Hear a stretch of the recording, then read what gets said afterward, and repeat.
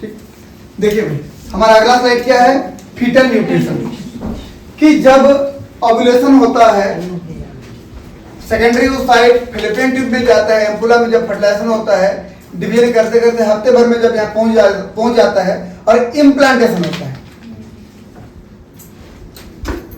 जैसे यहाँ पर हफ्ते भर में पहुंच जाता है और इम्प्लांटेशन होता है। इम्प्लांटेशन कहाँ पे हो सकता है, इस साइड में कि इस साइड में कि ऊपर में कि आगे साइड में, भाई तो थैला है ना, तो पूरा थैला जैसा है और थैले के चारों तरफ कहीं भी हो सकता है ना। ये मत सोचना सर बाकी समय तो आप इधर बनाते थे, इधर क्यों बनाए, वो इम्प्लांटेशन कहीं भी हो सकता है। तो पूरा एरिया फैला था, बैग था, बैग के किसी भी साइड में चिपक सकता था, समझ रहे हो ना। ठीक, जब इम्प्लांट होता है ब्लास्टोसिस्ट रहता है, और मैं बोला तो ब्लास्टोसिस्ट का बाहरी लेयर ट्रोफोब्लास्ट रहता है, अंदर इनर सेल मास रहता है और एक ब्लास्टोसील की कैविटी रहती है। ये बोला था, ये देखिए ये दिख रहा है हमको ट्रोफोब्लास्ट, दिख रहा नहीं है। इसका मतलब सीधा सीधा ये हुआ, ये अंदर में इनर सेल मास हो गया, इनर सेल मास, बाहर में ट्रोफोब्लास्ट और ये कैविटी दिख रहा है ना, ब्लास्टोसील। समझ में आया। अब इनर सेल मास को ग्रो करना है, न्यूट्रिशन चाहिए। अब ट्रोफोब्लास्टिक न्यूट्रिशन चलेगा। कैसा न्यूट्रिशन चलेगा, अब एंडोमेट्रियम के ब्लड वेसल से ट्रोफोब्लास्ट न्यूट्रिशन को एब्जॉर्ब करेगा, ऑक्सीजन को एब्जॉर्ब करेगा और बच्चे तक पहुंच, बच्चे मतलब इनर सेल मास तक पहुंच जाएगा, फिर धीरे धीरे वो डेवलप होगा। कुछ समय बाद देखेंगे, ये तो अर्ली हुआ, अभी भी इम्प्लांट हुआ था, न्यूट्रिशन यहाँ से लिया।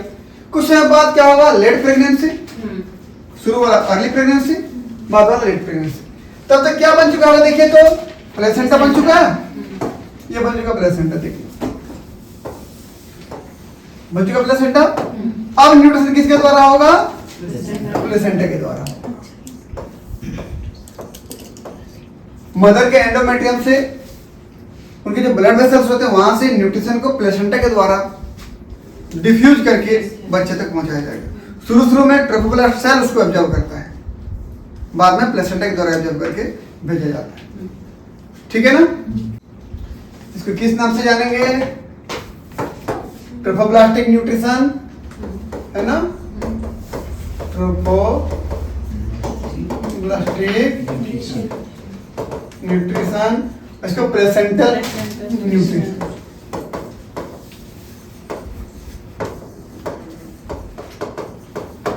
न्यूट्रिशन, ठीक है ना। ये हो गया। देखो भाई फीटल न्यूट्रिशन दो भाग बांटा गया, ट्रोफोब्लास्टिक न्यूट्रिशन और प्लेसेंटल न्यूट्रिशन। ट्रोफोब्लास्टिक न्यूट्रिशन में क्या होता है, एंडोमेट्रियम की जो अंदर की परत होगी, सबसे अंदर की परत जहां पर इम्प्लांट हुआ था अभी जाके, एंडोमेट्रियम की सबसे अंदर की परत की जो सेल्स होते हैं साइज में बड़े हो जाएंगे। देखो एनलार्ज एंडोमेट्रियम, एंडोमेट्रियम की लेयर कैसी हो गई, सेल बड़ी हो गई, साइज में बड़ी हो गई ताकि न्यूट्रिशन प्रोवाइड कर पाए।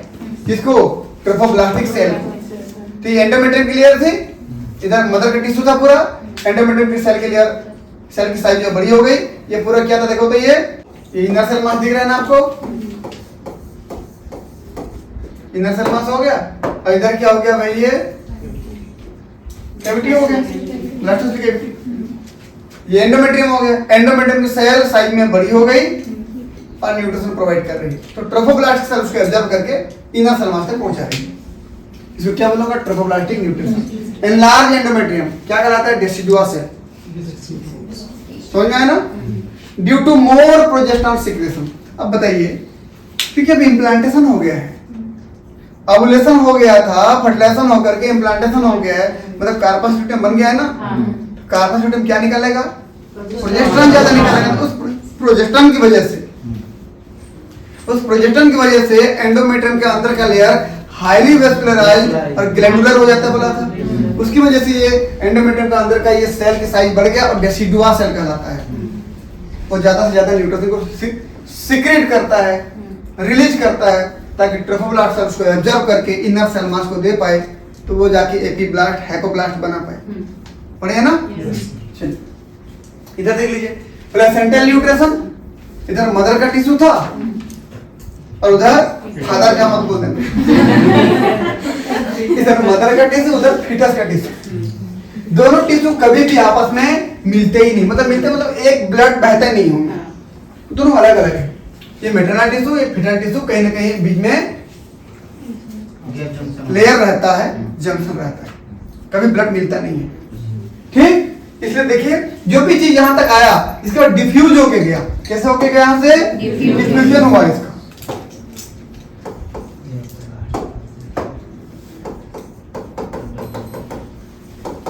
डिफ्यूजन होके मेटरनल टिश्यू से फीटल टिश्यू में ट्रांसफर हो गया।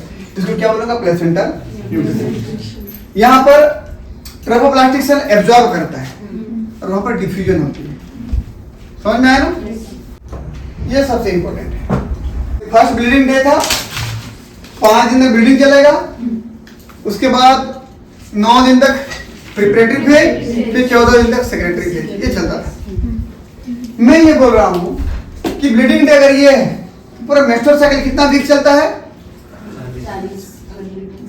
मेंस्ट्रुअल साइकिल कितना वीक चलता है? 4। 28 दिन का 4 वीक हुआ, 4 सप्ताह हुआ कि नहीं? 4 सप्ताह 28, समझ में आया ना? 28 दिन मतलब 4 हफ्ते चलते हैं। और यहां पर जो इस एक्स एक्सिस में जो आपको डिनोट किया गया है वो सब क्या है? वीक में दिखाया गया है। ये 4 वीक तक, ये 8, 12 ऐसे 40 वीक तक दिखाया गया है। Week after last menstrual, menstrual के लास्ट मेंस्ट्रुअल के बाद वाला जो सप्ताह है ना उसको दिखाया गया है।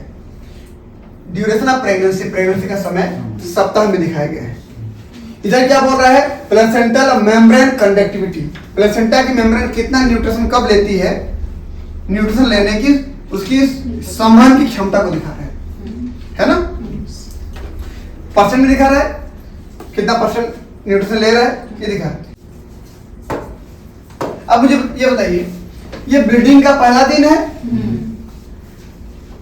ये हफ्ते में दिखाया गया है, सप्ताह में, और ये 4 सप्ताह यहां तक हुआ है, तो बीच में 2 हफ्ता हुआ कि नहीं? यहाँ 1 हफ्ता, यहाँ 2 हफ्ता, यहाँ 3 हफ्ता, यहाँ 4। समझ में आया? ये 2 वीक। तो जिस दिन ब्लीडिंग होता है, ब्लीडिंग के पहले दिन से लेकर के 2 वीक बोल रहे हैं, 14 नंबर दिन में क्या होता है? ओव्यूलेशन होता है। तो ये ओव्यूलेशन है, ovulation at second week, second week के आखिरी दिन में, 14वें नंबर दिन में ये ओव्यूलेशन होता है। जब यहाँ पर ओव्यूलेशन होगा और मैं बोलूं कि यदि फर्टिलाइजेशन होना है तो कौन से वीक में होगा? उसी में होगा। होना है तो उसी में होगा, उसी के एक आध दिन में हो जाएगा, उसी के एक आध दिन में ही तो होगा ना, आगे पीछे थोड़ी होगा। क्योंकि जब भी ओव्यूलेशन होता है तो 24 घंटे का तो लाइफ साइकिल होता है, उसका जीवन होता है, उसी में तो होना है तो मान लीजिए यहाँ पर क्या हो गया? फर्टिलाइजेशन हो गया। इसी यहीं पर क्या हो गया? फर्टिलाइजेशन हो गया। यहीं पर ओव्यूलेशन हुआ, फर्टिलाइजेशन हो गया। अब जाके इम्प्लांट होगा तो इम्प्लांट कब होगा? 1 हफ्ता और लगेगा। ओव्यूलेशन के बाद 1 हफ्ता लगता है ना, तो आप समझ लीजिए इम्प्लांट यहाँ पे हुआ, यहाँ पर है ना? समझे कि नहीं? भाई ये ऐसा है ना जी, यहाँ से यहाँ पहला वीक, दूसरा वीक, तीसरा वीक, चौथा वीक, तो यहाँ पर इम्प्लांट हुआ, ये इम्प्लांट हुआ ये वाला, और ये चौथा वीक हुआ, और चौथा वीक में ब्लीडिंग नहीं होगा क्योंकि इम्प्लांट हो चुका है। नहीं होगा तो उस महिला को, उस लेडीज को अब थोड़ा सा संदेह होगा कि ब्लीडिंग नहीं हुआ है, इसका मतलब शायद इम्प्लांटेशन हुआ हो। 1 दिन वेट किए, 2 दिन वेट किए, 3 दिन, हफ्ता भर वेट किए, 10 दिन वेट किए, ब्लीडिंग नहीं हुआ। क्योंकि ब्लीडिंग होने में 3-4 दिन आगे पीछे हो जाता है भाई, हमेशा एग्जैक्ट हो जरूरी नहीं है। ठीक है, तो ऐसे करते करते 1 हफ्ता 8-10 दिन वेट कर ली, ब्लीडिंग नहीं हुआ, तो फिर वही प्रेगा न्यूज, विराट कोहली की डोगी वाला है ना, उसमें जो फोटो होता है वही फोटो वाला आप लेके खरीदोगे तो उसमें चेक करोगे। ठीक, अगर इम्प्लांटेशन हुआ है तो टेस्ट कैसा हो जाएगा? पॉजिटिव। फिर बधाई हो, पॉजिटिव हुआ है। समझ में आया ना? चलिए, तो मैं बोला इम्प्लांटेशन चूंकि हो गया, हम इसकी बात कर रहे हैं ना, तो फिर टेस्ट में पॉजिटिव आएगा। फिर समय गुजरते जाएगा। देखिए अब इम्प्लांटेशन कहां पे हुआ भाई? ये देखिए यहाँ पे हुआ है ना, यहाँ पे इम्प्लांटेशन एग्जैक्ट यहीं पे इम्प्लांटेशन हुआ है। फर्टिलाइजेशन यहाँ पे हुआ है है ना। और लास्ट में H12 ये वाला था। तीनों अलग अलग चीजें देखो। अब धीरे धीरे समय गुजरते जाएगा। जब आप आते हो लगभग 8वें वीक, 8वें मतलब दूसरा महीना, 4 वीक में 1 महीना, 8वें वीक में जब आते हो तो प्लेसेंटल क्या बोलना चाहिए, ट्रोफोब्लास्टिक न्यूट्रिशन जबरदस्त तरीके से होता है। शुरू में तो वो खुद एंडोमेट्रियम रिलीज कर दे रहा होता है शुरू में जब इम्प्लांट होता है। तो उसके बाद जैसे ही इम्प्लांट हुआ, इम्प्लांट यहाँ पे हुआ मतलब कौन से वीक में, ब्लीडिंग को अगर पहला मानो, ब्लीडिंग को अगर पहला मानो तो 3rd वीक में क्या हुआ, इम्प्लांट। 4th वीक में ब्लीडिंग होना चाहिए था, खत्म होते होते 4th वीक को ब्लीडिंग नहीं हुआ, तो धीरे धीरे डाउट होता गया। तो ऐसे करते करते करते करते मान लीजिए 2 महीना हो गया, तब तक न्यूट्रिशन कैसे मिल रहा था, एंडोमेट्रियम रिलीज कर रहा था ना सब उसके ऊपर, वहां से न्यूट्रिशन मिल रहा था। लेकिन जैसे ही 2 महीना पूरा हुआ या मान लो 8 वीक लगभग कंप्लीट हुआ, अब ट्रोफोब्लास्ट बहुत जबरदस्त तरीके से फैला हुआ है, वो क्या कर रहा है, अब न्यूट्रिशन को एब्जॉर्ब कर रहा है। तो 8 वीक कहो तो मतलब हमेशा 8 वीक ही मत सोचना, 7वें वीक से शुरू हो जाएगा, 8वें वीक में जबरदस्त तरीके से चलेगा। ये देखिए ना आप इधर देख पा रहे क्या, देखो तो ये यहाँ शुरू हो गया ना आपका काम, ये काम तो यहाँ शुरू हो गया ना। देखो ये कुछ हो जाएगा बताइए, तो ये 4 5 6 7 8 6वें वीक से धीरे धीरे शुरू हो गया, 7वें वीक में थोड़ा बढ़ गया, 8वें वीक में जबरदस्त हो गया, फिर 9वां 10वां वीक भी चल रहा है थोड़ा थोड़ा, ऐसे 11 12 वीक थोड़ा थोड़ा चलेगा। लेकिन अब जैसे ही 8 के बाद 9 10 11 12 ये समझ लीजिए 9 10 के करीब जैसे आया, 9 10 के बाद चूंकि अब धीरे धीरे प्लेसेंटा बन रहा है, प्लेसेंटा जब बन जाएगा तो न्यूट्रिशन अब वहां से प्लेसेंटा के द्वारा होने लगेगा। और प्लेसेंटा के द्वारा जब न्यूट्रिशन होता है तो बहुत जबरदस्त तरीके से न्यूट्रिशन पहुंचता है। ट्रोफोब्लास्ट के द्वारा जब होता है तो एब्जॉर्ब कर रहा होता है, जब प्लेसेंटा के द्वारा पहुंचता है, प्लेसेंटा का साइज बड़ा हो गया रहता है तो ज्यादा से ज्यादा न्यूट्रिशन को ले पाते हैं मदर की बॉडी से फीटस में, ठीक है ना।